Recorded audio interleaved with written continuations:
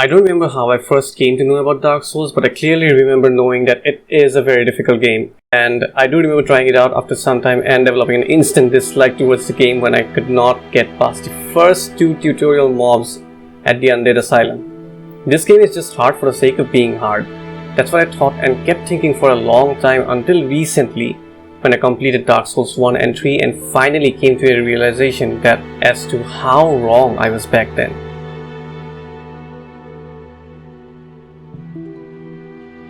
Over the years, I've come to observe that difficulty of the Souls series constantly precedes its overall greatness as a game, and unfortunately, difficulty is one of the factors that constantly pulls attention of various parties. At least that's the one that causes quite a ruckus. But the Souls series, as everyone is fully aware of, is so much more than just a painstakingly difficult game. I would, and I will dare to say it, it is one of the, if not the closest example of a perfect video game. In the RPG genre, of course. Now before I proceed further into this video, let me just put it straight out if it isn't clear yet. Yes, this is just another video praising the Souls series. Do I have anything new to add? I highly doubt it. But who knows, I do have a record of saying random things and suddenly impressing people. So maybe I might be able to impress you enough to hit the like and subscribe button down there. But regardless of what you do now, I still sincerely thank you for dropping by and yeah, leaving or staying, don't forget to say hi in the comments. So anyways, I came back to Dark Souls a second time after Sekiro turned me into a From Software fanboy. And I wasn't exactly having too much fun playing other games, and well, I wasn't in a mood of playing other games also, I just always quit halfway. So being lost and feeling empty, I gave Dark Souls another try. This time, I paid more attention, more close attention, and I played with more focus as Sekiro taught me. And after I finished the game, Sekiro's reign as my favorite game was already shaken. Sekiro was an adrenaline-packed, mind-blowing game that was so much fun and exciting to play, but Dark Souls was actually a more complete game. That's how I felt.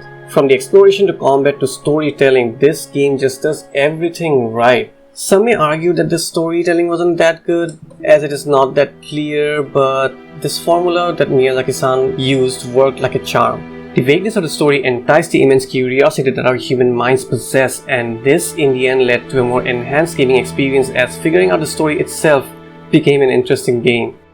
It became an interesting game that people can play together by researching and discussing, putting forward their views and interacting with one another. A tad bit of healthy competition also maybe, as in who can get the right answer first and bask in its glory. But nevertheless, it was always very interesting. Furthermore, this also built a massive community of dedicated fans, a place where every Souls fan, old or new, can find a place in. We are a social being after all. Introverted or extroverted, we all have a desire to be a part of a community in some way or another. A community where we can express ourselves. Miyazaki-san definitely knew what he was doing. He even said in an interview that how he had to actually read whatever books the local library had to offer and how difficult it was for him to understand those books as it was so much more high level for him.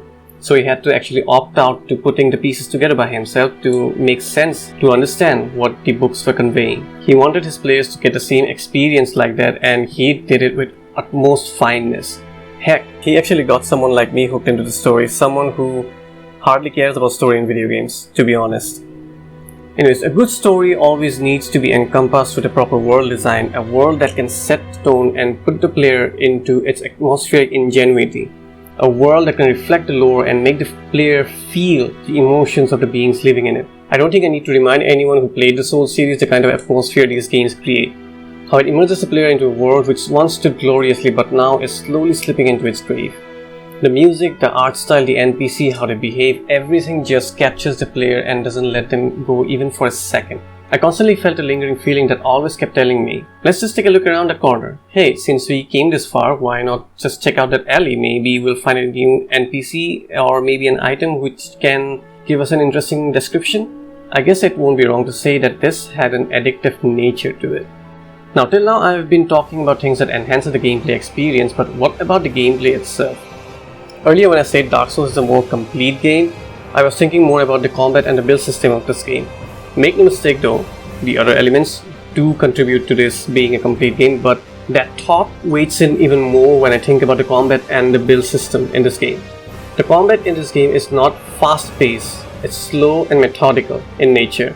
Dark Souls 3 did up the pace a bit, made it a tad bit flashy, but it still was built around a slow and methodical way of combat. Several different kind of weapons that have different kind of movesets associated with it, weight of the weapon, their reach. There are so many variables through which each player can customize and find their optimal answer to any given combat situations. Speaking about my personal playthrough, I used the Drake Sword in Dark Souls 1 until I reached Khepra Demon. That's where I switched to the Halberd, to a Halberd. And when I faced Artorias and Manus, I switched to the Havel's Armor to tank in more hits. Something that's a lot of players did, I guess, but yeah, still shows the example that I want to portray. And in Dark Souls 3, I actually switched around Katana's Lothric Knight's Sword and the Fan Greatsword to constantly adapt into situations that I get into.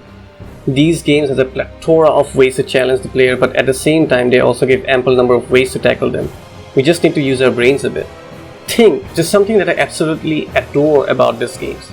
Wait, what's that? You don't really want to do too much thinking? Fine, no issue. The game is designed in such a way that it will reward your mechanical prowess as long as you constantly improve upon it. In many ways, I constantly see the philosophy of Kaizen being implemented into these games, and it just keeps me in awe whenever I think about it. The phrase "get good" isn't really just a taunt if you think about it this way.